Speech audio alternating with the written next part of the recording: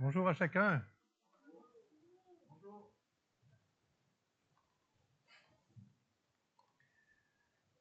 Et bonjour à nos amis en ligne. Je sais qu'il y a quelques personnes au moins, il y a plusieurs personnes qui nous suivent en ligne, alors tout le monde est bienvenu dans la maison du Seigneur, c'est vrai? Que le Seigneur est bienvenu dans nos cœurs, parce que la maison du Seigneur, c'est aussi notre cœur. C'est vrai?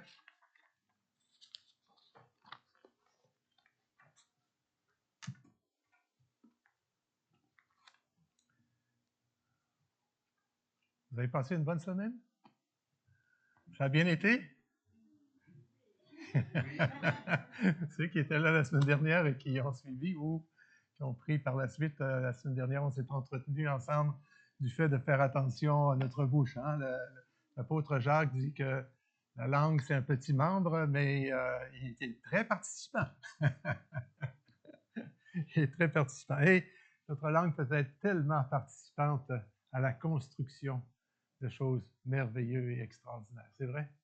Au commencement était la parole. La parole était avec Dieu et la parole était Dieu.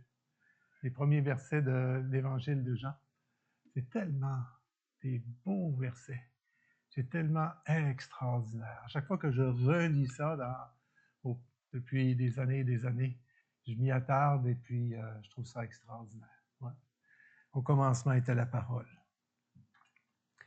Dieu a des buts et des objectifs pour, pour nous. Et un de ceux-là, c'est ce que l'on va voir ce matin ensemble. On va creuser la chose ensemble et on va voir comment est-ce qu'on peut être participant avec lui. Vous savez, quand on est petit bébé, mais vraiment un poupon, là, hein, OK? Vraiment petit bébé, naissant, disons, les premières semaines. On a tous passé par là, c'est vrai? Personne ne s'en souvient, c'est vrai aussi, mais je peux vous garantir qu'on était absolument, complètement et intégralement dépendant. Un être humain ne peut pas survivre tout seul à 15 jours, 3 semaines, un mois même. On ne peut pas survivre tout seul. Point final, c'est vrai. Hein? En autarcie, quelque part, non, on a besoin des autres. Mais quand on est tout petit, vraiment, on est absolument dépendant de nos parents, on va dire, ou de ceux qui s'occupent de nous.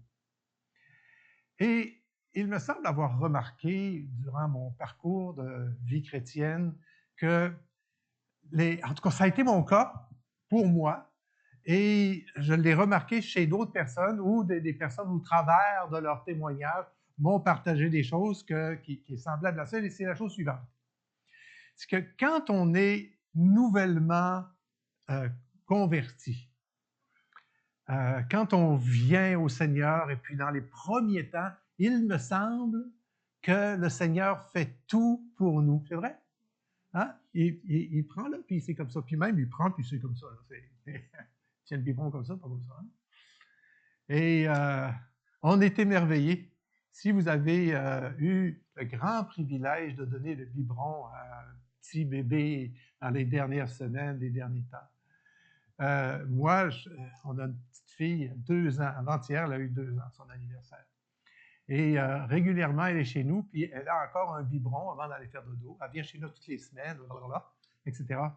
Et souvent, c'est mon épouse qui donne le biberon. Mon épouse était infirmière pédiatrique. Donc, les enfants, là, c'est vraiment toute seule. Et je les regarde tous les deux avec émerveillement à chaque fois que mon épouse donne le biberon, parce que la petite, elle regarde avec tellement d'admiration sa grand-maman. Et pensez aux enfants que vous avez tenus dans vos bras pour donner le biberon, justement. Pensez à leur regard, à leur regard d'émerveillement pour la maman ou le papa ou le grand-papa ou autre. Un regard d'émerveillement. Et je pense sincèrement que quand on vient au Seigneur, dans les premiers temps, semaines, mois ou années, je ne sais pas, mais dans les premiers temps, il me semble que le Seigneur nous donne tout cuit dans le bec et qu'on est juste émerveillés devant lui. C'est vrai? Sauf que les années passent. Hein? Le temps passe et puis à un moment donné, on devient des ados chrétiens. Hey là, on va faire non! Et puis à un moment donné, ben, il faut devenir adulte. Hein? C'est vrai? Et au début, c'est vrai? Et adulte chrétien, je veux dire, dans une maturité. C'est ce que l'apôtre Paul cherche à. Il disait, puis l'apôtre Jacques dans son épître, puis dans l'épître aux Hébreux, partout, à ce que nous devenions matures dans le Seigneur. Et vous savez, pour bien éduquer un enfant, au début, là, on fait tout pour lui. Et à un moment donné, on commence à le faire participer. À un moment donné, on dit non. À l'âge de 2 ans, là, c'est la période du non, hein? C'est non. Puis après ça, bien, ça se temporise les choses. Et puis, le devoir des parents, c'est d'inculquer, d'apprendre à l'enfant à se construire. Et puis, idéalement, qu'il devienne autonome, c'est-à-dire qu'il puisse continuer à s'épanouir tout au long de leur vie, mais les parents ne seront pas toujours là. Dieu sera toujours avec nous, c'est vrai? Dieu sera toujours... Jésus a dit, je ne vous abandonnerai jamais. Je ne vous abandonnerai jamais. On sera jamais... C'est pas mon propos de ce matin, de dire que la relation de Dieu, et puis on prend l'exemple des parents, un coller-copier, puis les parents, à un moment donné, il faut laisser l'enfant grandir et s'épanouir. Bon. Et là où je veux en venir avec tout ça, c'est que dans notre vie chrétienne, on doit saisir quelle est la volonté de Dieu. Le dernier ou l'avant-dernier chant qu'on a fait ce matin, merci pour les chants, c'est toujours très, très édifiant, n'est-ce pas, les chants? Et le dernier ou l'avant-dernier, ça disait « Entends mon cœur ». Et je me passais la réflexion, est-ce que moi j'entends le cœur de Dieu? Donne-moi, je sais que tu feras tout pour moi. Est-ce que ma vision des choses, est-ce que mes désirs dans ma vie sont conformes aux désirs de Dieu dans la mienne? Vous me suivez? Est-ce que je désire ce que Dieu désire pour moi? Bon, quand on est enfant, et puis c'est le temps d'aller faire dodo, à un moment donné, ben, les enfants ne veulent pas. Puis ça peut faire, le ton peut monter dans la maison. Oui, non, hein? C'est comme ça. Mais la sagesse des parents fait que c'est l'heure du dodo, puis on voit que l'enfant est trop fatigué, tout ça. C'est pas l'enfant qui décide. Puis parfois, dans nos vies, le Seigneur doit un peu agir avec autorité, c'est vrai, sur nous. C'est une bonne chose. On doit accepter ça, puis je pense que nous tous, nous l'acceptons. La volonté de Dieu, c'est que nous soyons... Je ne pensais pas qu'il était là déjà. Là, ça, c'est pas moi. La première diapo. Voilà. Ça, ici, c'est véritablement la volonté de Dieu pour tous les humains sur la terre. Pour tous ceux qui ont dit oui à Jésus pour devenir enfants de Dieu, eh bien, c'est censé fonctionner. C'est censé fonctionner. Ça, c'est l'objectif. C'est un des objectifs de Dieu, afin que vous soyez heureux. Attends un peu, c'était là un petit peu trop vite. Voilà. Ça, c'est dans Deutéronome, chapitre 4 et verset 40. Ça dit « Obéis à ces lois que je te commande et que je te transmets aujourd'hui, afin que tu sois heureux. » Le Seigneur, il connaît la recette, il sait comment rendre les humains heureux. Puis pour y parvenir, ça dit « Obéis à ces lois ». Ça, c'est l'Ancien Testament, d'accord? Je vais arriver au Nouveau Testament tout à l'heure. C'est l'Ancienne Alliance. C'est pas notre alliance à nous, c'est l'Ancienne Alliance. Mais obéis, il disait ça au peuple juif autrefois, aux Hébreux. Obéis à ces lois et aux commandements que je te donne, que je te transmets aujourd'hui, afin que tu sois heureux. Deutéronome chapitre 4, verset 40, et juste un petit peu plus loin, toujours dans Deutéronome, chapitre 10, cette fois, versets 12 et 13, ça dit la même chose, mais ça étire un petit peu, ça met un petit peu de perspective au texte. Ça dit ceci. Deutéronome chapitre 10, versets 12 et 13. Maintenant, Israël, que demande de toi l'Éternel, ton Dieu, si ce n'est que tu craignes l'Éternel, ton Dieu, afin de marcher dans toutes ses voies, d'aimer et de servir l'Éternel, ton Dieu, de tout ton cœur et de toute ton âme, si ce n'est que tu observes les commandements de l'Éternel et ses lois que je te prescris aujourd'hui, afin que tu sois heureux. En fait, c'est beaucoup de choses à retenir. Il y a 2 versets, mais il y a beaucoup de choses. OK, on va le reprendre. Maintenant, Israël, que demande de toi l'Éternel ton Dieu, si ce n'est que tu craignes l'Éternel?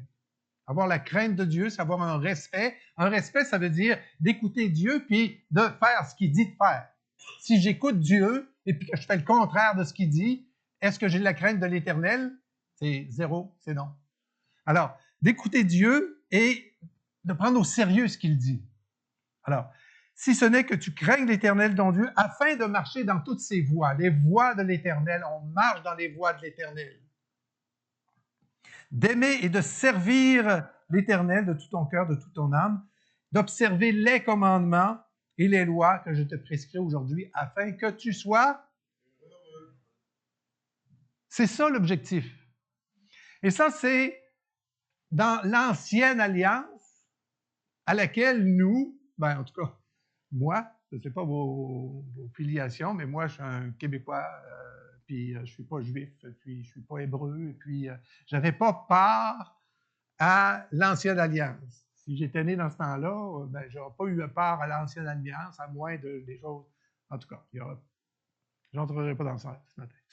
Mais la grâce a fait que je suis né au 20e siècle et que le Seigneur est venu dans ma vie et m'a interpellé et j'ai dit oui à Jésus. Vous savez, tantôt, je disais, quand je me suis converti, puis on dit ça couramment, hein?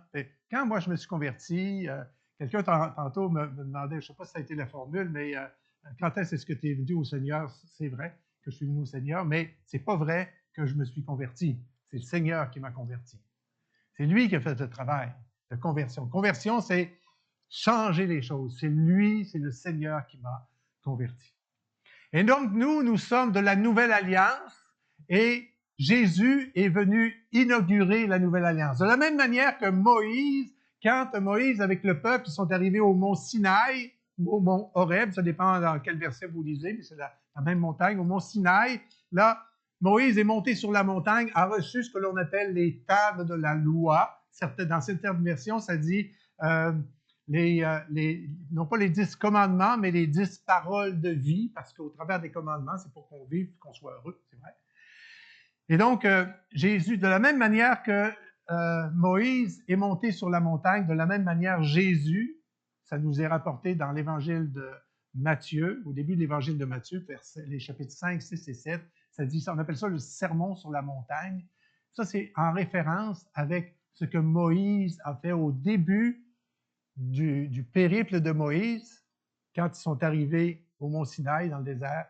Il y a eu une alliance qui a été faite et Jésus est venu inaugurer la nouvelle alliance. Et donc, techniquement, il nous a donné les choses à faire à ce moment-là, ce qu'on appelle le sermon sur la montagne. Et ailleurs, dans l'évangile de Jean, Jésus, il donne plusieurs choses que nous pourrions faire. Je vais y venir tout à l'heure. Et ça dit ceci. Ah, excusez, ça c'est moi qui ai mal fait les choses. Je vais m'y prendre mieux avec la monnaie. L'évangile de ça, c'est Jésus qui parle, puis il dit, si vous savez ces choses que je viens de vous dire, qu'on va voir tout à l'heure, les conseils qu'il nous donne, si vous savez ces choses, vous êtes heureux pourvu que vous les pratiquiez. Pourvu que vous les pratiquiez. Tu aimeras le Seigneur ton Dieu de tout ton cœur, de toute ton âme, de toute ta pensée. Facile. Hein? Tu aimeras ton prochain comme toi-même. Facile. Hein? C'est vrai. C'est vrai que c'est pas facile. C'est vrai que c'est pas facile. Puis il y a plein d'autres choses également qui découlent de là, puis qui viennent d'ailleurs. On va en voir des échantillons tout à l'heure ensemble. Mais le fait de les savoir, le fait de savoir que d'aimer mon prochain, c'est pas suffisant pour être heureux.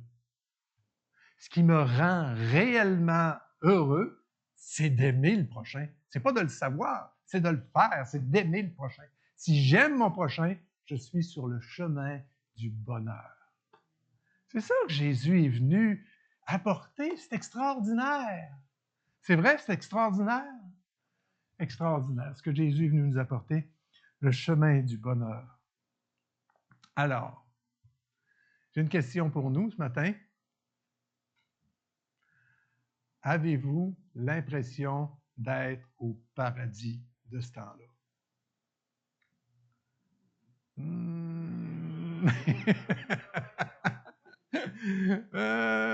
Moi aussi. Pourtant, c'est bien ce que Jésus désire. C'est que nous ayons l'impression que nous soyons au paradis. Mais j'ai plus aujourd'hui l'impression de vivre comme au paradis. C'est loin d'être parfait, j'espère, que je n'avais l'impression d'être au paradis avant ma conversion. Parce qu'avant ma conversion, là, ça allait comme vraiment mal là, dans ma vie. Ça allait pas bien. Okay, le bonheur, là, c'était d'être heureux, c'était. Et à travers les mois, à travers les années, le Seigneur fait son travail en moi. Le Seigneur fait son travail en moi et je participe au travail que le Seigneur fait en moi. Parce que si on marche dans notre vie chrétienne comme ça ne nous mène pas loin, c'est vrai? Il faut être participant avec le Seigneur, avec ce que le Saint-Esprit nous dit. Alors, j'ai intitulé mon message, comme vous l'avez vu, « Afin que tu sois heureux ». Mais ça m'a vraiment titillé de donner un autre titre à ça et de donner ce titre-là. Le devoir d'être heureux. Pensez-vous que on peut prendre ça comme un devoir? Tu sais, on est quand vous étiez à l'école, ou peut-être que vous êtes à l'école, puis là, bon, on venait avec notre sac d'école sur le dos, ou pas, notre sac à dos pour les plus jeunes, et là, on avait des devoirs à faire, des devoirs. Donc, on doit faire ça. Et je pense que une des choses que Dieu veut que nous fassions, que nous soyons, c'est que nous soyons heureux. C'est vrai? Afin que tu sois heureux. C'est quelque chose que l'on doit faire, à laquelle on doit participer, afin que tu sois heureux.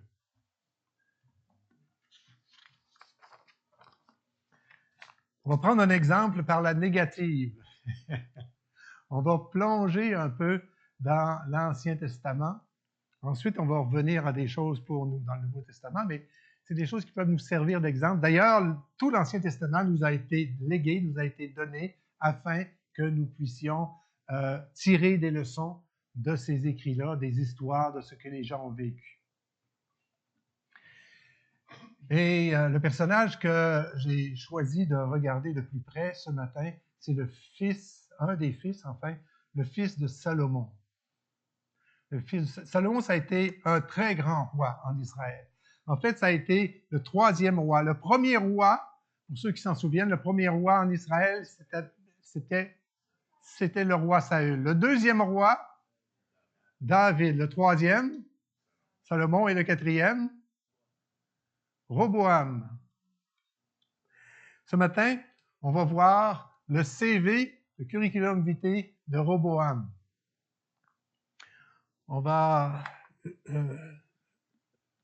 juste je vais vous lire quelques versets. C'est dans le premier livre des Rois, chapitre 14, versets 21 à 26. Premier livre des Rois, chapitre 14. Et de la manière que le livre des Rois, les deux livres des Rois, les livres des Chroniques est construit dans l'Ancien Testament, à un moment donné, ça nous donne le résumé concis de la vie, de l'œuvre d'un roi en particulier. Et le roi Roboam, lui, d'abord, c'était l'héritier de Salomon. Et je vais regarder ça. Je vais commencer par lire le texte, excusez-moi. Donc, premier livre des Rois, chapitre 14, verset 21, ça dit ceci. Roboam, fils de Salomon, régna sur Juda. Il avait 41 ans à son avènement et il régna 17 ans à Jérusalem, la ville que l'Éternel avait choisie parmi toutes les tribus d'Israël pour y établir sa présence. Sa mère était une Ammonite nommée Naamah. Verset 22. Les gens de Juda, ça c'est vraiment le peuple sur lequel Roboam était établi roi, les gens de Juda firent ce que l'Éternel considère comme mal. Par les péchés qu'ils commirent, ils provoquèrent la colère de son amour bafoué plus que ne l'avaient jamais fait leurs ancêtres. Eux aussi, les gens de Juda, eux aussi, ils construisirent des hauts lieux et ils dressèrent des stèles et des poteaux pour la déesse Astarté, la déesse Ashéra, sur les collines élevées sous les arbres verdoyants qui y poussaient.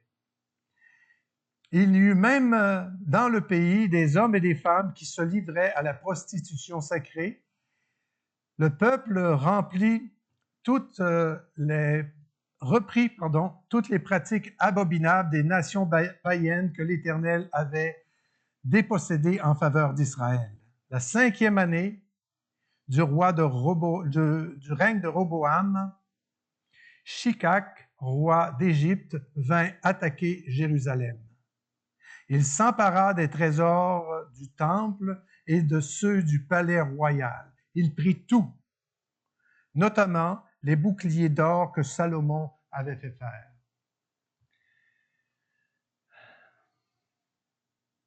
Quand Roboam est arrivé au pouvoir, ça a commencé à mal se passer. Ça a commencé à très mal se passer. En fait,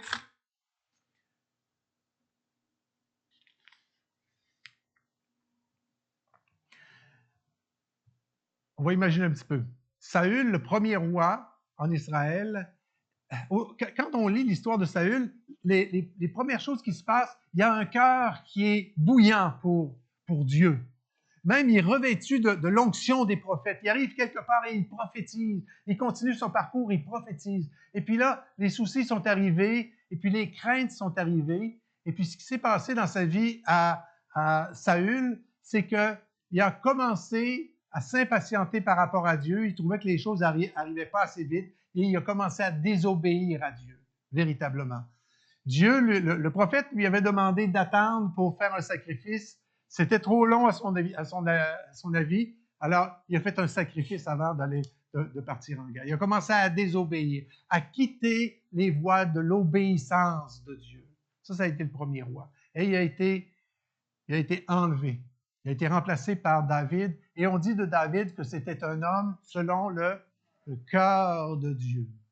Et je crois que c'est véritablement ce que Dieu attend de nous.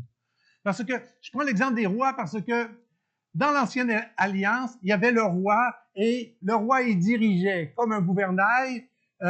Il dirigeait, puis il dirigeait le peuple dans une direction ou il dirigeait le peuple dans une autre direction.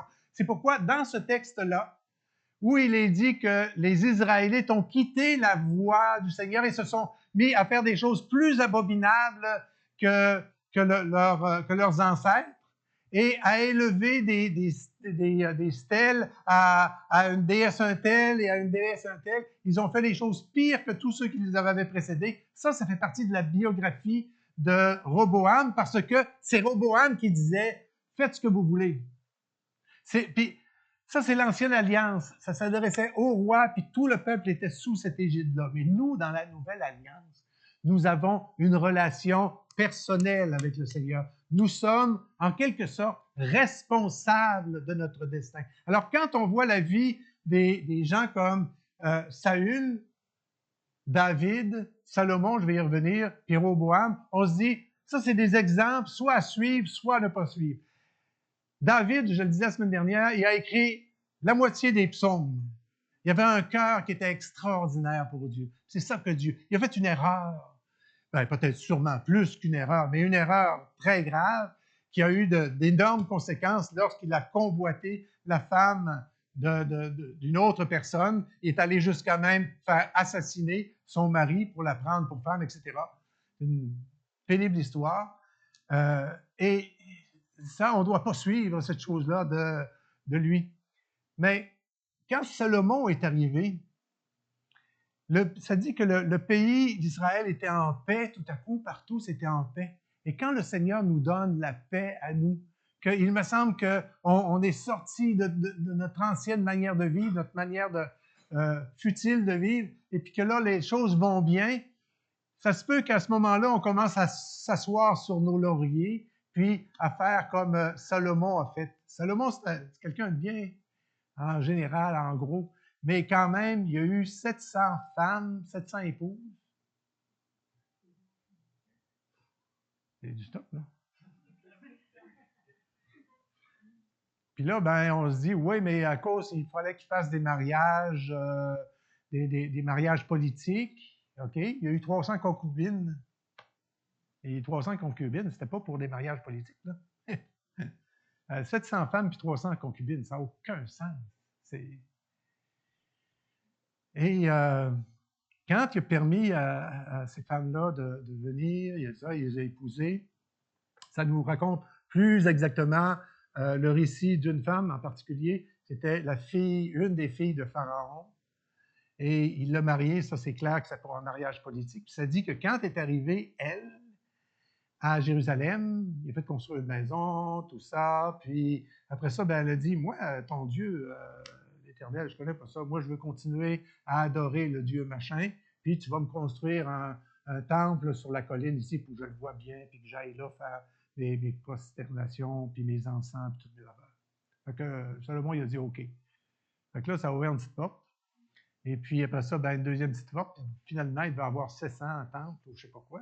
Il y a eu 700 femmes qui venaient de toutes sortes d'horizons, qui faisaient des mariages politiques. Puis ça, ben, ça veut dire que il ne se fiait pas tant que ça à l'Éternel pour assurer la sécurité de son territoire. Et puis ça, je pense que ça pourrait contribuer ce matin à nous parler, à nous. Est-ce que nous faisons confiance à Dieu pour assurer notre intégrité en tant qu'enfant de Dieu?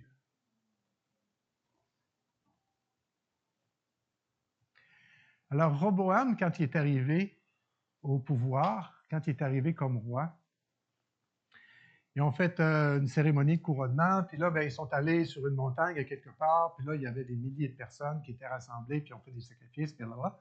Et là, le peuple des 12 tribus était rassemblé, puis là, il y a eu 10 tribus, toutes les 10 tribus du Nord, qui ont dit, là, il était jeune, hein? Ben, enfin, il avait 41 ans, je ne sais pas si c'est jeune. Le peuple a dit, ton père, là, il nous a tellement écrasés par toutes sortes de travaux qu'on devait faire. C'était comme des esclaves, un mois par année. Puis là, l'autre tribu, un mois par année, puis l'autre tribu, un mois par année. Il fallait qu'ils aillent travailler pour la gloire du roi, puis etc., les armées, puis les palais, puis les chevaux qu'ils achetaient, puis toutes ces choses-là. Alors, ils ont dit, là nous, on n'en peut plus de ça, là. Fait qu'il a dit, Roboam a dit, OK, je vais penser à ça, on se revoit dans 3 jours. Alors, il s'est retourné, puis il est allé, Roboam, il est allé voir des conseillers, des sages. Et puis, il est allé voir ceux qui avaient comme de la sagesse, les anciens, ceux qui avaient de l'expérience, puis ils ont dit, ah, écoute le peuple, allège le fardeau du peuple. Je vais penser à ça. Après ça, il est allé voir des jeunes sans expérience, puis les jeunes, ils ont dit, hey non, ah ouais, continue à les assommer. Tu leur diras, c'est ça qu'il leur a dit, Salomon vous a châtié avec le fouet, moi, je vais vous châtier avec le scorpion. Le scorpion, il paraît, c'était une sorte de fouet au bout duquel il y avait des pics de fer ou d'os ou de quelque chose, mais qui fait mal, OK? Alors, il disait, Salomon vous a châtié d'une telle manière, moi, je vais multiplier par 10 ou par 50 le châtiment que je vais mettre sur votre dos. Il dit ça au peuple, le peuple a dit, bye. Ils se sont séparés, c'est là qu'il y a eu ce qu'on appelle le schisme. Le royaume a été divisé en deux, le royaume du Nord puis le royaume de Juda. Ça dit dans la parole que Dieu a dit que Roboam et tous ses descendants, à cause de David, étaient pour continuer à régner en Juda. C'est allé jusqu'à la déportation, mais en tout cas, on n'en parlera pas. Et c'est ça qui s'est passé dans la vie de Roboam. La source du malheur de Roboam, ça a été la convoitise matérielle. Je dis ça parce que Roboam, c'était le fils de Salomon. Et Salomon, vous vous souvenez comment il était riche, Salomon? Il avait une richesse inouïe, plus riche que tous les rois du monde à cette époque-là. Roboam, c'était son gars. C'était l'héritier par excellence. C'est le roi héritier. Il héritait de tout, de toutes les richesses. C'est sûr, ses frères et ses sœurs, puis il peut en avoir plein, ils ont eu des choses, OK? Mais en gros, là, quand tu es le premier héritier du plus riche de toute la terre, ben, tu as ce qu'il faut, c'est vrai? Et lui, il a écouté les gens dire, je vais vous accabler, dire au peuple, je vais vous accabler encore plus parce que je veux avoir encore plus de richesses. C'est la convoitise qu'il y avait dans son cœur qui a fait sa perdition à ce jeune homme-là. C'est sa convoitise en premier lieu. Et l'une des choses que je veux nous faire remarquer ce matin, c'est que nous devons être vigilants par rapport aux convoitises matérielles. Notre vie dans le Seigneur est plus élevée que ça. Je voudrais entendre un amen là-dessus. On vaut plus que ça. On vaut plus que ça. Et le deuxième élément, c'est le suivant. Ah, ça là. Ça, c'est un mot difficile, hein? On ne rencontre pas ça tous les jours. Mais je l'ai mis pareil parce que ça décrit bien. Je me suis mis la définition, OK? Le syncrétisme, c'est, pour le retenir facilement, là, c'est une combinaison d'allégeance. Ça veut dire que le syncrétisme, là, ça veut dire que ici, c'est les voies du Seigneur, OK? Et je marche ce pied droit dans les voies du Seigneur. Et puis l'autre pied, là, c'est les voies, dans ce temps-là, les voies d'Astarté. Alors, je mets un autre pied dans les voies d'Astarté parce que je ne suis pas sûr si Dieu, il va pourvoir à mes récoltes. Alors, je ne prends pas de chance. Je prie Dieu, puis je prie Astarté, ainsi de bord. Et après ça, ben, je prie Dieu, puis là, ben, Astarté, elle s'occupe des récoltes, mettons.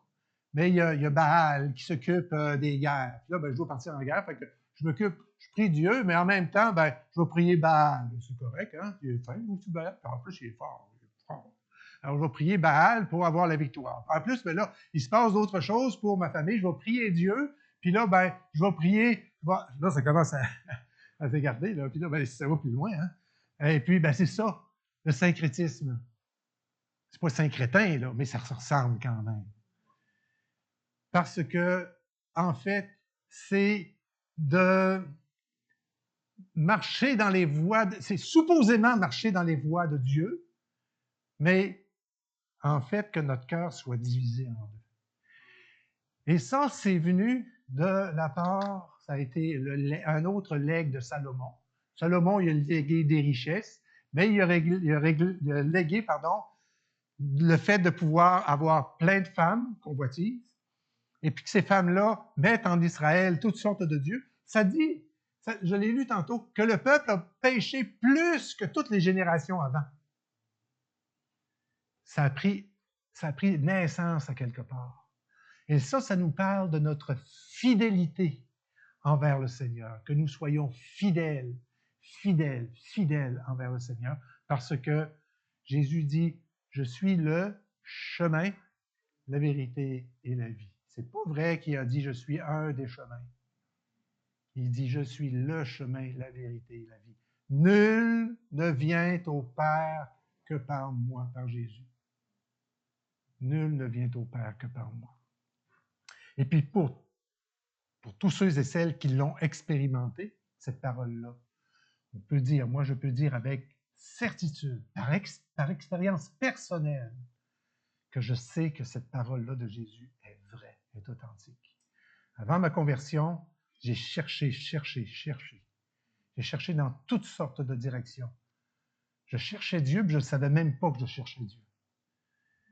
Et quand Jésus est arrivé dans ma vie, ça a changé complètement mon existence. Complètement. C'est par expérience. Donc, le bonheur et le matérialisme. Le matérialisme, c'est les choses matérielles. Donc, est-ce que Dieu, il sait qu'on a besoin de choses matérielles? Ben oui, Dieu, il sait qu'on a besoin de choses matérielles. C'est lui qui nous a fait, puis bon.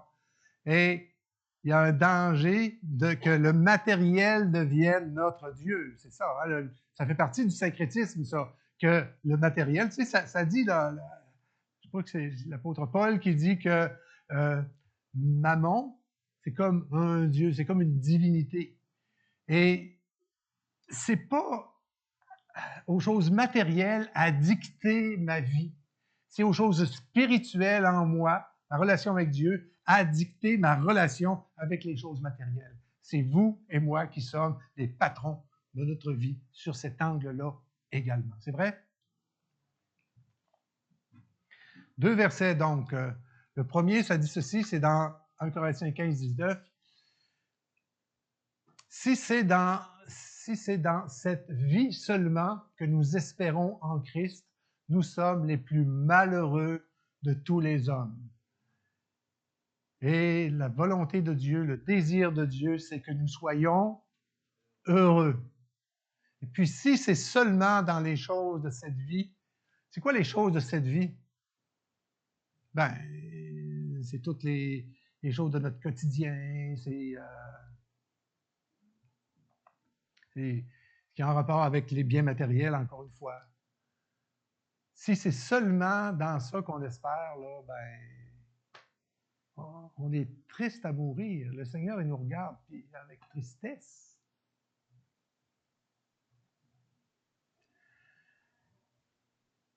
Je vais vous dire un quelque chose, OK? Ben, depuis tantôt, je dis des quelque chose. Les choses matérielles, là, Jésus, il dit, il me semble que c'est clair quand il dit ça, il dit au travers d'une parabole, il dit, les petits oiseaux, puis les herbes des champs, les lys des champs, regardez comme il faut les lys des champs, c'est une merveille, c'est beau. Et puis demain, ça va être mis au four, ça va sécher, ça va mourir. Le Père sait ce dont vous avez besoin. C'est Jésus qui dit ça. Il dit le Père, avant même que notre prière soit sur notre bouche, le Père, il sait ce qu'on a besoin. Et le secret que je vais vous dire, le secret qu'on partage le plus possible, c'est la chose suivante. Si vous priez Dieu, premièrement, est-ce que vous croyez que Dieu répond à vos prières? Amen? Dieu répond à nos prières. Et si vous priez, le secret, là, c'est si vous priez pour des petites choses, vous allez avoir des petites choses. Alors, on recommence, OK? Dieu, il ne fait pas dans ton loupette, là. OK? Si vous priez Dieu pour des petites affaires, des petites choses. Vous allez avoir des petites choses, vous allez avoir des petites affaires, vous allez avoir une nouvelle chemise, ben Dieu va vous donner une nouvelle chemise, puis elle va s'user, puis vous allez mettre ça au comptoir familial, puis ça va être tout. Si vous priez Dieu pour des petits machins, vous allez avoir des petits machins. Et si vous priez Dieu pour de grandes choses, vous allez avoir de grandes choses. C'est comme clair. Dieu est bon. Amen. Dieu nous aime. C'est vrai. Et les grandes choses se trouvent pas à l'extérieur de nous. Ces grandes choses se trouvent à l'intérieur de nous. C'est tellement beau. Si vous avez l'audace de demander de grandes choses, on va revoir des listes tout à l'heure. J'en ai mis 12. Puis après ça, je n'ai pas mis tout sur le PowerPoint parce qu'on n'en sortirait pas. Je vais vous en donner après ça d'autres plein. Puis c'est un échantillon parce que dans le Nouveau Testament, il y en a encore beaucoup plus que ça. Ça, selon moi, ce qu'on va voir tout à l'heure, ce sont de grandes choses que vous pouvez vouloir, espérer, amener à vous. De grandes choses.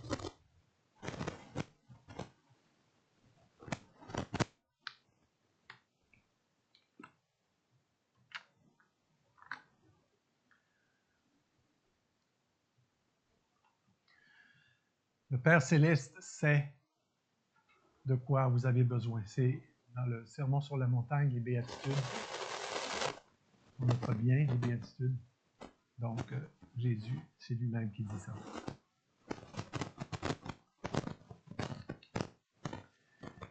C'est une promesse qui remonte à l'Ancien Testament. Ça dit ceci. Oh, excusez. C'est un verset que l'on connaît bien, beaucoup d'entre nous. Ça dit, c'est dans Ézéchiel 36, 26. Ça dit ceci. Je vous donnerai un cœur nouveau, je mettrai en vous un esprit nouveau, j'enlèverai de votre être votre cœur dur comme de la pierre, et je vous donnerai un cœur de chair. Ça, c'est une promesse que le Seigneur a fait bien longtemps avant la venue de Jésus, des siècles avant la venue de Jésus. Il a dit qu'il ferait ça. Et beaucoup d'entre nous connaissons ce verset, puis le verset qui le précède, c'est ceci. Je répandrai sur vous une eau pure afin que vous deveniez purs. Je vous purifierai de toutes vos souillures et de toutes vos idoles. C'est le syncrétisme dont je parlais tantôt. Le fait de s'attacher à Dieu pour mon bien. Le Seigneur, il dit, je vais vous purifier de ça. Mais encore une fois, faut-il que Dieu trouve une terre féconde en nous? Et Dieu attend qu'on dise oui au Seigneur parce que, vous savez, le champion, toute catégorie de la liberté, c'est Dieu. C'est Dieu. Il nous rend libres. Il ne viendra pas nous asservir après nous avoir sauvés. Le Seigneur ne viendra pas nous mettre un joug quelconque après nous avoir libérés. Je vais vous libérer pour vous mettre en prison. Ben non. Il nous rend libres après ça de continuer à dire oui à ce que le Seigneur vient mettre à travers votre relation personnelle avec lui, à travers votre lecture quotidienne, si vous lisez les évangiles, si vous lisez la Bible à tous les jours. Le Saint-Esprit nous a été donné. C'est quand même pas rien. Le Saint-Esprit vient habiter en nous. J'ai l'habitude de dire depuis tellement longtemps que pour moi, ça, c'est le plus grand miracle de toute la création. Le plus grand miracle de tout l'univers, c'est Dieu qui vient à l'intérieur de nous, à l'intérieur de vous, et qui vous parle, qui attend patiemment, mais avec intensité de pouvoir nous parler quotidiennement. On peut, dans notre relation avec lui, s'attendre à ce que le Seigneur nous parle. Puis pour ça, ben, c'est bon qu'on arrête de parler. Parce qu'il est très poli, comme vous ce matin, là, c'est moi qui parle, puis vous autres vous écoutez. Ben, dans notre culte quotidien, ben, à un moment donné, il faut arrêter. On fait nos demandes, puis comme Dieu il connaît d'avance qu'est-ce qu'on doit lui demander, ben, même si on échappe 2-3, c'est pas grave, OK? Et que, ben, qu'on prenne du temps pour écouter Dieu, parce que lui aussi a quelque chose à nous dire. C'est vrai?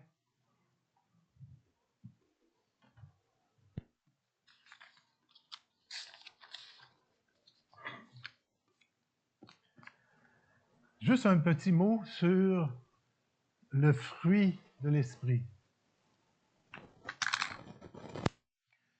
Le fruit de l'esprit, c'est pas quelque chose de matériel. Avez-vous déjà remarqué ça? Fruit de l'esprit, c'est dans l'Épître aux Galates, excusez, je ne l'ai pas marqué, hein? L'Épître aux Galates, c'est l'amour, la joie, la paix, la patience, la bonté, la bienveillance, la fidélité. Il peut y en avoir d'autres, selon différents mots qu'on utilise, selon les versions, mais ça revient à ça. Et puis dans ça, là, c'est pas marqué la Taurus. La Taurus, c'est pas écrit là. Ou le Ford, ou le Jeep, ou le je sais pas quoi. Et les nouvelles lunettes, c'est pas marqué là. Puis des nouvelles chaussures, puis des vacances, puis qu'il fasse beau quand je vais aller à telle place, c'est pas marqué là. Il n'y a rien de matériel qui est marqué là. Le fruit de l'esprit. Le fruit de l'esprit en nous, c'est ce que l'esprit vient féconder à l'intérieur de nous. C'est son travail à l'intérieur de nous qui fait ça et qui nous rend plus amoureux, plus de joie, de paix, de patience, de bonté. Pensez à quelqu'un, un personnage imaginaire si vous voulez, hein, qui aurait, Jésus, mettons, c'est pas imaginaire Jésus, mais pensez à une personne qui aurait toutes ces qualités-là, mais en abondance, là, tu sais, qui soit totalement dans ça. Quelle sorte de personne est-ce que ça peut être? Quelle sorte de personne est-ce que ça peut être? Toutes ces choses-là, bien épanouies. Et c'est ça que Dieu veut pour vous et moi, totalement bien épanouies. Le fruit de l'esprit.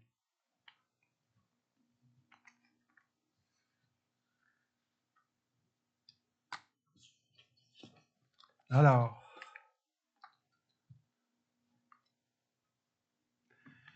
on a le choix de l'embarras. L'embarras du choix. On a l'embarras du choix. Dans la liste que je vais vous proposer ce matin, il y en a une douzaine. Et puis, après ça, comme j'ai dit tout à l'heure, je vais en défiler d'autres. Et ce que je vous propose ce matin, pour votre participation à la vie de l'esprit en vous, je le reprends, ce que je vous propose ce matin pour comment vous pouvez participer à la vie de l'esprit en vous, c'est d'avancer avec Dieu, d'y aller, mais selon un défi qui soit, pour vous, qui soit réaliste. Supposons que quelqu'un vous dise, là, dans tout ce qui s'en vient, là, de ce qui va être écrit, là, d'ici un mois, là, je veux que vous soyez parfait. Ça ne marchera pas. Ça ne marchera pas. Parce qu'on a notre humanité, là. Et puis, à un moment donné, ben, si vous avez commencé à changer votre bracelet d'un poignet à l'autre, là, comme j'ai proposé la semaine dernière, ben, peut-être que vous vous êtes aperçu vous-même que hey, j'ai du progrès à faire. Ben, c'est vrai. Le Seigneur, il nous prend là où on est. Il nous aime tel que l'on est là. Puis vous avez déjà entendu sûrement plusieurs fois qui ont été dit, le Seigneur nous aime comme on est, mais il nous aime tellement qu'il ne veut pas nous laisser comme on est. Il veut nous faire changer. Il nous aime comme ça, mais il veut donc plus que ça dans nos vies. Donc, un premier élément, l'amour. Je pense que c'est incontournable de mettre ça en tout premier. Tu aimeras le Seigneur ton Dieu de tout ton cœur. Et donc,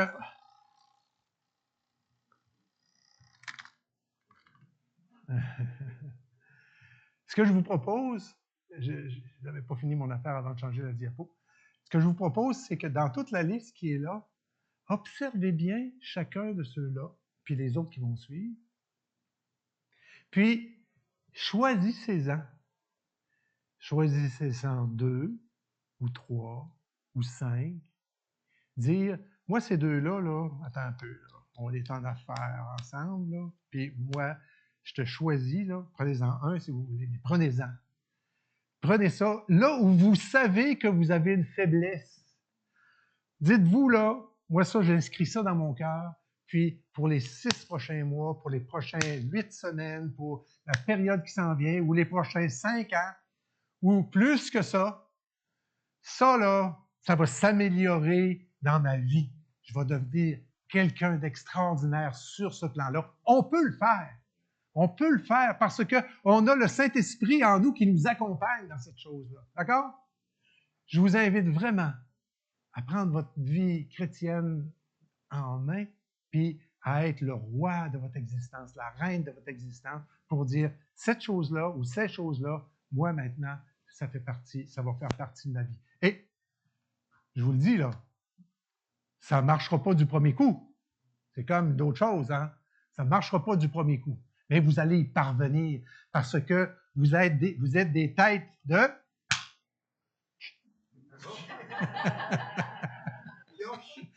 pioche. Merci beaucoup. On est jamais bien. Il faut être... un bon mot qui serait là-dessus. Entêté, ça en est un. Persévérant, merci beaucoup. Comment d'autres? Convaincu. Constant, ne pas lâcher. Il faut continuer. Même si, pendant une semaine, à un moment donné, ça va aller mal, et puis tout ça, là, la semaine suivante, là, dimanche matin, vous dites, grande respiration, là, OK, on recommence. Puis vous allez vous améliorer sans vous en apercevoir. Puis à un moment donné, vous allez être, bon, les gens vont dire, mon Dieu, elle est rendue combien? Elle a donc bien changé. Ben oui, c'est ça.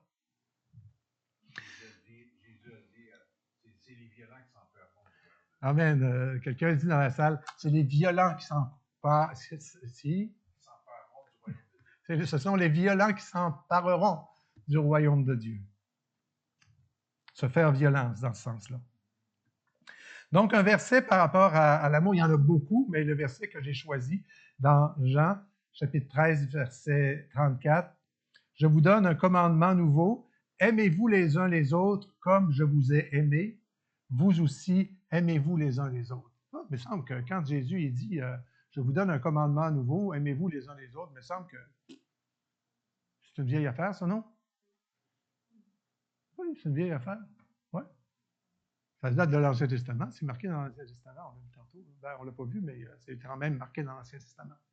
Pourquoi Jésus il dit « Je vous donne un commandement nouveau ».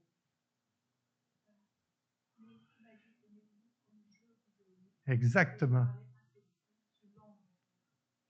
Exactement. Merci beaucoup. Je vais répéter pour ceux qui sont à distance. Parce que Jésus, il dit « Aimez-vous comme moi, je vous ai aimé. » Et il parlait à ses disciples, puis les disciples qui étaient là, ils avaient vu Jésus, comment Jésus avait aimé les autres. Entre autres choses, Jésus, il dit « Aimez vos ennemis. » Donc là, ça commence à... La base, là, est assez haute, on va dire. Le bas, il est assez haut. Je vous donne un commandement nouveau. Aimez-vous les uns les autres comme je vous ai aimé. Jésus, c'est notre exemple. Ça peut être un élément que quelqu'un choisit. Un deuxième, c'est en rapport avec le service. Dans Jean 13, 14 et 15, ça dit « Si donc je vous ai lavé les pieds, moi, le Seigneur et le Maître, vous devez aussi vous laver les pieds les uns des autres, car je vous ai donné un exemple afin que vous fassiez comme je vous ai fait. » Et l'exemple qui nous donne de laver les pieds les uns les autres, vous avez déjà entendu ça, être au service de l'autre dans ce qu'il y a de plus humble. Et ça, quelqu'un qui commence à mettre ça en pratique, là, c'est comme un ordre de Jésus, parce que Jésus, il ne dit pas faites-le peut-être, il dit non, il dit je vous ai lavé les pieds, moi, le Seigneur le Maître, vous devez aussi vous laver les pieds. Vous devez aussi vous laver les pieds. Vous devez le faire. Être au service des autres. dans les choses qui sont les plus humbles, qui peuvent être les plus humbles, mais en tout cas, de faire tout ce que l'on fait pour le service pour Dieu, puis pas juste pour Dieu, pour tout le monde, de le faire avec humilité, avec bienveillance, et c'est ça, ça transforme notre être à l'intérieur de nous. Ça fait de nous véritablement de belles personnes, de nouvelles personnes, de belles personnes. Ensuite, l'obéissance, la douceur, on va un petit peu vite. Voilà. L'obéissance. Chapitre 4 de l'Évangile de Jean, encore une fois, verset 34. Jésus leur dit, ma nourriture est de faire la volonté de celui qui m'a envoyé et d'accomplir son œuvre. Vous savez, c'est dans l'histoire avec le récit par rapport à la Samaritaine. Alors, Jésus, il dit aux disciples, ma nourriture est de faire la volonté de Dieu, la volonté de celui qui m'a envoyé. Ma nourriture, ce qui me nourrit. Et nous, ce qui nourrit notre âme, ce qui nous nourrit véritablement, d'une nourriture que les disciples ne connaissent pas. Ce qui nous nourrit véritablement, eh bien, c'est l'obéissance, c'est-à-dire faire la volonté de Dieu. La douceur. Dans Philippiens, chapitre 4, verset 5, ça dit « Que votre douceur soit connue de tous les hommes. » Que votre douceur soit connue de tous les hommes. On a chacun nos tempéraments, c'est vrai? Je me souviens, il y a longtemps, j'avais lu une biographie, pour ceux qui sont un petit peu familiers avec la biographie de Hudson Taylor. Hudson Taylor, c'était un Britannique, un Anglais, qui était allé évangéliser en Chine, donc en 1800 quelques, là, il y a très longtemps. Et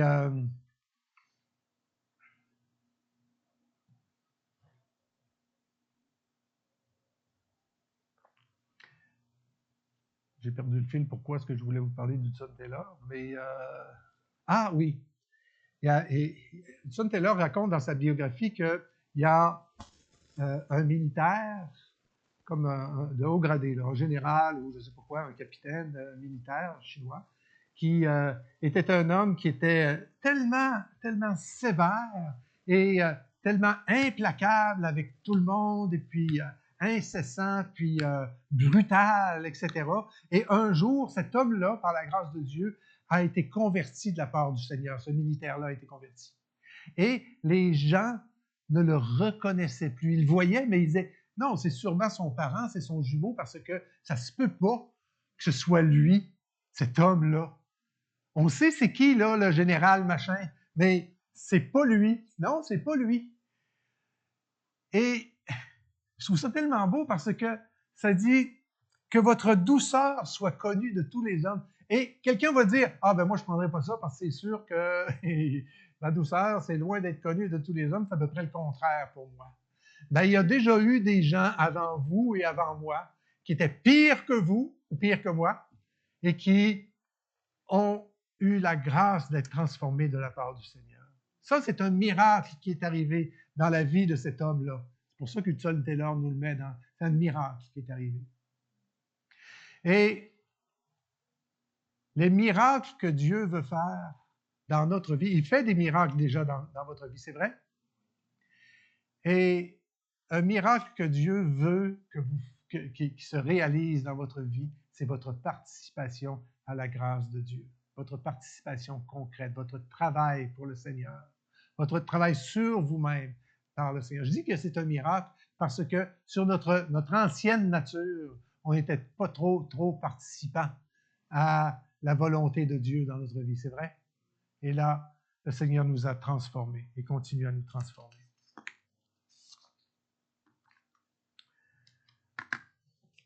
La patience.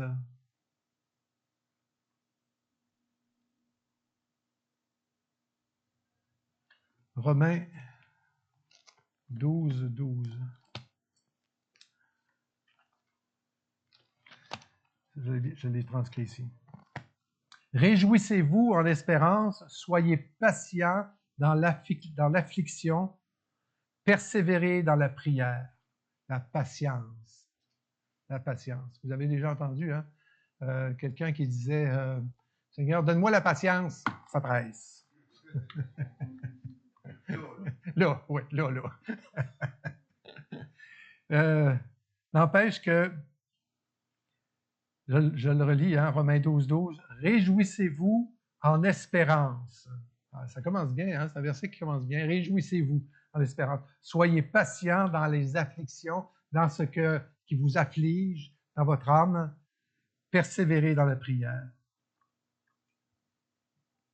Le suivant, concernant le pardon, Colossiens 3:13, ça dit vous supportant les uns les autres, vous pardonnant les uns les autres, si l'un a sujet de se plaindre contre l'autre, comme aussi le Christ vous a pardonné, vous aussi faites de même. Pardonnez les uns les autres, le pardon. Il peut y avoir des personnes qui ont de la difficulté avec ça, le pardon, et puis qui vont dire à partir de maintenant, là, tournez la page, là, ça va être moi. Je vais m'identifier à ça. Maintenant, le pardon. Je vais pardonner à ceux qui sont autour de nous. Et ça contribue tellement à notre édification générale. Parce que une des choses qu'il faut réaliser, c'est que dans la liste de tous ceux-là, puis l'autre colonne de 6 qui s'en vient, puis les autres suivants, c'est intercommuniqué, ces choses-là. C'est pour ça que je vous invite à en prendre 2, 3 ou 5 éléments, puis à dire, je vais me focusser là-dessus, mais ça va avoir des répercussions dans les autres aspects de votre vie. Ça se touche les choses à l'intérieur de nous. Le suivant, ça concerne la justice. Jésus, dans le Sermon sur la montagne, dit « Heureux ceux qui ont faim et soif de justice, car ils seront rassasiés. » En lien avec la justice, j'ai écrit ici que quelqu'un qui veut que les choses soient justes véritablement dans sa vie, okay, dans sa perspective, dans sa vision des choses. Pas seulement être juste envers les autres, mais que dans votre cœur, vous ayez la justice soit un fondement, ben ça va toucher au sens, dans cette personne-là, ça va vous toucher au sens de la vérité. Cette personne-là va vouloir avoir la vérité. Pour être juste, ben, il faut avoir les faits. Puis il faut marcher dans la vérité. Et ça va toucher l'équité, l'honnêteté, l'harmonie dans le milieu familial, par exemple, ou dans le milieu social. La justice sociale en fait partie. Être fidèle, dans Luc 16, 10 et 11, ça dit « Celui qui est fidèle dans les moindres choses l'est aussi dans les grandes, et celui qui est juste dans les moindres choses l'est aussi dans les grandes. Si donc vous avez été fidèle dans les richesses injustes, qui vous conférera les véritables. Si vous avez été fidèle dans les richesses injustes, qui vous confiera les véritables. » Et souvent on dit, par rapport à ce verset-là, celui qui est fidèle dans les moindres choses, ben commence par être fidèle dans les petites affaires, là, puis on verra, je vais t'en confier des plus importantes. C'est ça, hein, souvent qu'on dit. On dit, soyez fidèles dans les petites choses, puis éventuellement, on va vous confier des plus grandes choses. Ça, c'est ce qu'on dit de ce qui est dit. Mais je vais relire qu'est-ce qui est dit dans cette version-là. Ça dit, la fidélité. Celui qui est fidèle dans les moindres choses l'est aussi dans les grandes. Je ne sais pas si ça viendra plus tard. Si je suis fidèle, ben je suis fidèle dans les petites affaires, puis je suis fidèle dans les grandes affaires. Je ne peux pas être fidèle dans les petites affaires, puis pas d'être infidèle dans les grandes, ou vice-versa. On est fidèle ou on ne l'est pas, ou on l'est à quelques mesures. Vous me suivez? Donc, la fidélité, être fidèle dans ce que l'on a, fidèle envers les autres, fidèle envers le Seigneur, fidèle envers notre parole, que votre parole soit quelque chose de vraiment assise. La maîtrise de soi, Éphésiens 4, verset 26, ça dit « Si vous vous mettez en colère, ne péchez point, que le soleil ne se couche pas sur votre colère et ne donnez pas accès au diable. La maîtrise de soi, quelqu'un qui est capable de se maîtriser, c'est quelqu'un qui va... le stress de cette personne-là va grandement diminuer. L'anxiété va grandement diminuer et la confiance en soi va grandement augmenter par la maîtrise de soi. C'est ce que je disais tout à l'heure, que ce sont des choses qui se touchent les unes les autres. Un autre, c'est en rapport avec la paix, que la paix du Christ à laquelle vous avez été appelés vous forme pour former un seul corps, règne dans vos cœurs et soyez reconnaissants. C'est dans Colossiens, je n'ai pas dit, Colossiens 3,15, que la paix du Christ à laquelle vous avez été appelés. Vous avez été appelés à vivre en paix, à vivre la paix à l'intérieur de vous. Soyez en paix. Et en lien avec la paix, est-ce que quelqu'un qui n'a pas confiance en Jésus peut véritablement être en paix? Ça touche à ces choses-là. Ça touche à ces choses-là. Donc, on peut focusser sur le fait d'être en paix. Et il y a des gens qui ont plus tendance, ça peut être une tendance naturelle, je connais des personnes, qui ont plus tendance à angoisser, à avoir peur, à avoir des craintes. Puis, cette personne-là pourrait se dire, moi, désormais, ce qui va me caractériser, ça va être ma paix, ma confiance, ma paix, m'abandonner au Seigneur, la confiance, la foi que j'ai dans le Seigneur. L'humilité, j'en parlais un petit peu la semaine dernière, l'humilité dans Philippiens 2:3, ça dit « Ne faites rien par esprit de parti ou pour une vaine gloire, mais que l'humilité vous fasse regarder les autres comme étant au-dessus de vous. » Et là, on rentre dans le fait de servir les autres par humilité, de voir les autres, d'être à l'écoute de l'autre. Vous rencontrez quelqu'un et puis vous vous intéressez réellement à ce qu'elle dit, à ce qu'elle vit. Même si vous n'êtes pas d'accord, vous vous intéressez. Si une personne, c'est une créature de Dieu, vous vous intéressez à ce qu'elle dit avant d'entrer en conflit avec elle. OK, tu penses ça, mais pourquoi? Puis comment ça a été cette semaine? Et puis, etc. S'intéresser vraiment à la personne. Vous allez voir qu'il y a des fruits extraordinaires qui vont émaner de cette chose-là. La dernière de ma liste de ce matin, c'est la bienveillance. Ça touche à la bonté. Rappelez-vous, dans l'apôtre Paul écrit à Tite, chapitre 3, versets 1 et 2, rappelle-leur d'être soumis aux magistrats et aux autorités, d'obéir, d'être prêts à toute bonne œuvre, ça c'est la bienveillance, et de ne médire de personne, d'être pacifique, modéré, plein de douceur envers tous les hommes. Déjà là, j'en ai 5 ou 6, là. 5 ou 6 éléments qu'on peut dire, hey, ça, ben, je vais prendre ça en grippe et puis je vais faire quelque chose avec. Donc, dans les autres, là, je vous les donne en rafale. Je vous les donne en rafale juste pour dire que quand vous faites la lecture du Nouveau Testament, il y a 2, 3 manières, 4, 5 manières de lire dans les évangiles. Je connais une femme dans la dernière année qui m'a demandé, j'ai été libraire, on n'a pas dit, mais j'ai été libraire dans mon ministère, les librairies chrétiennes CLC, peut-être certains le connaissent. J'ai été directeur des librairies chrétiennes pour plusieurs années. Et donc, je connais les Bibles et puis je connais les Bibles d'études. Puis il y a quelqu'un qui m'a dit, Pasteur Antoine, quelle Bible d'études est-ce que tu me conseillerais? Bon, on a regardé ça ensemble, puis bon, pour cette personne-là, c'était telle Bible d'études. Puis ça doit faire peut-être plus que 6 mois, peut-être l'automne dernier. Et je dirais qu'il ne passe pas 1 mois sans que la personne me dise « Ah, Antoine, je suis tellement content de la Bible que tu m'as fait acheter. Je suis tellement content parce que la parole me parle tellement. » Et savez-vous, c'est une personne, ça fait 50 ans qu'elle est chrétienne. Puis elle découvre là maintenant la parole de Dieu. Elle lisait la Bible tous les jours pendant 50 ans. Et elle disait, bon, je suis rendu où? Ça dit, je suis rendu là, un petit peu. OK, c'est ici, chapitre 7. OK, et puis, OK, je suis à chapitre 8 demain. Bye. Puis, ça fait comme hier sur le bord du fleuve avec mon petit-fils, il lançait des cailloux dans l'eau, là. Ça disparaît. C'est ça que ça faisait dans sa lecture. Puis là, ben, elle approfondit cette chose-là.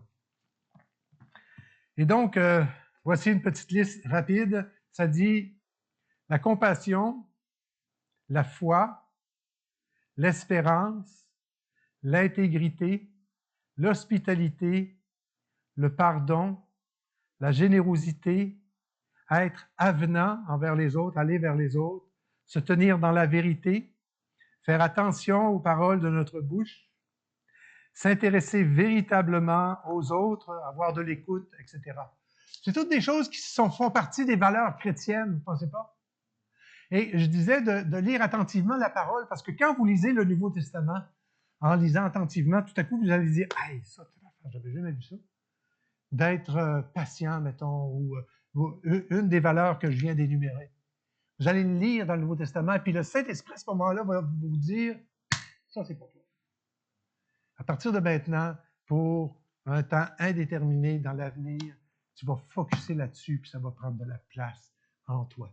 Si dans la liste que je vous ai dressée ce matin, ça a été un peu vite, tout ça, là, en lisant, et que vous n'en avez pas choisi 2, 3 ou 5, comme j'ai dit plusieurs fois, ben, vous allez pouvoir, dans le temps qui vient, être à l'écoute du Saint-Esprit, puis il va vous dire lequel, pour lui, selon son point de vue, vous devriez chérir.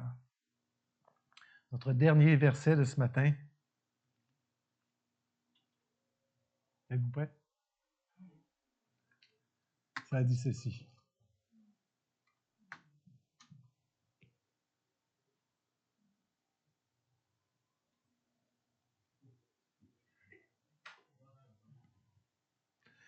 Vous êtes mes amis, c'est Jésus qui parle, bien entendu.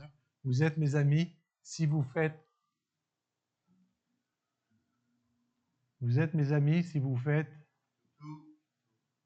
ce que je vous commande. La liste est longue, hein? Vous êtes mes amis si vous faites tout ce que je vous commande. Et il faut commencer. Le premier, les Chinois disent, le plus long voyage commence par le premier pas. Hein? Ça commence. Puis vous avez commencé le jour où vous avez dit oui à Jésus, en fait, ça a commencé votre voyage avec le Seigneur, vers la perfection. Parce que Dieu, j'en ai pas parlé, mais Dieu, il veut que vous soyez parfaits. C'est Jésus qui dit, il dit, soyez parfaits comme votre Père céleste est parfait. Ça, ce parfait-là, ça veut dire être accompli. Parfait, c'est dans le sens d'être accompli. Et c'est ce que Jésus veut pour notre vie. Il nous dit ça parce qu'il croit que c'est possible. Soyez encouragés de la vision que Dieu a de vous, de ce que vous êtes présentement et de là où il veut vous conduire dans sa grâce. Amen. Bon dimanche.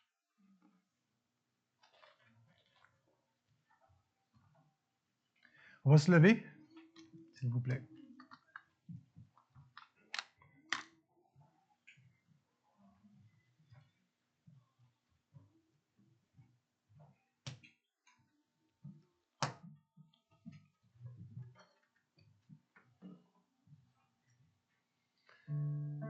On va courber les fronts, fermer les yeux. Seigneur, merci pour les encouragements que tu nous donnes. Merci pour ton amour. Merci que tu ne nous as pas laissés orphelins, mais que tu désires que nous soyons amenés semblables à toi, dans la gloire.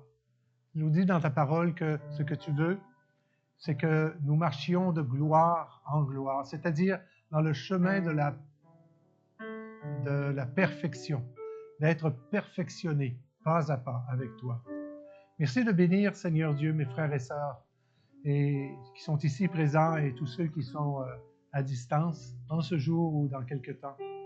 Seigneur, que cette parole fasse son œuvre à l'intérieur de nous tous et que tu puisses voir, Seigneur Dieu, le fruit de l'Esprit se multiplier, grandir à l'intérieur de nous. La paix, la patience, la bonté, la bienveillance, la maîtrise de soi et autant d'autres vertus que tu es venu nous éclairer, Seigneur. Merci de ta bénédiction sur ce jour. Amen. Amen. On dit au revoir à nos amis sur Facebook. Et pour nous, pour ceux qui demeureront, ceux qui aimeraient avoir la prière, je vais être à votre disposition là maintenant. Il est notre Père, il a détruit tous les murs. Il est notre Père, il est notre Père, il est notre Père, il a détruit tous les murs. Il est notre Père, il est notre Père. Déchargez-vous sur lui de tous vos soucis. Il est notre Père, il est notre Père. Déchargez-vous sur lui de tous vos soucis.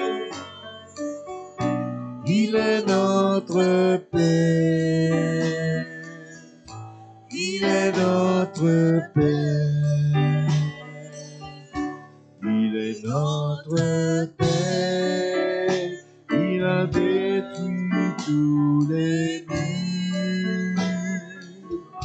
Il est notre Père, il est notre Père, il est notre Père, il a détruit tous les murs.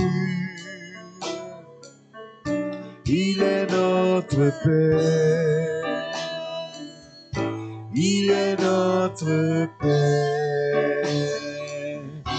Déchargez-vous sur lui de tous vos soucis. Il est notre Père, il est notre Père. Déchargez-vous sur lui de tous vos soucis. Il est notre Père, il est notre Père.